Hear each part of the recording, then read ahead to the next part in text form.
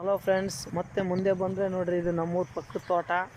ಅದರಲ್ಲೇ ಮತ್ತೆ ಇಷ್ಟೊಂದು ನೀರು, ಹಳೆ ಮರದ ಕೆರೆ ನೀರು ಹೋಗ್ತಾ ಇದೆ.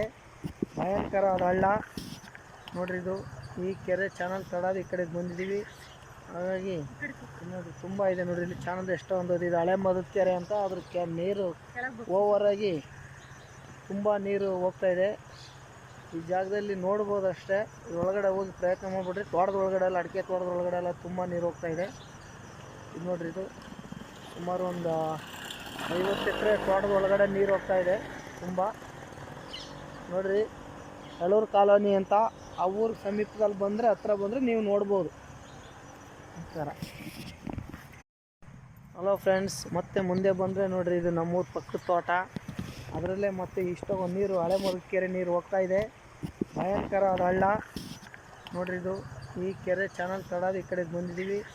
ಹಾಗಾಗಿ ನೋಡ್ರಿ ತುಂಬ ಇದೆ ನೋಡ್ರಿ. ಇಲ್ಲಿ ಚಾನಲ್ ಎಷ್ಟೊಂದು ಇದು ಹಳೆ ಮರದ ಕೆರೆ ಅಂತ. ಅದ್ರ ನೀರು ಓವರಾಗಿ ತುಂಬ ನೀರು ಹೋಗ್ತಾ ಇದೆ.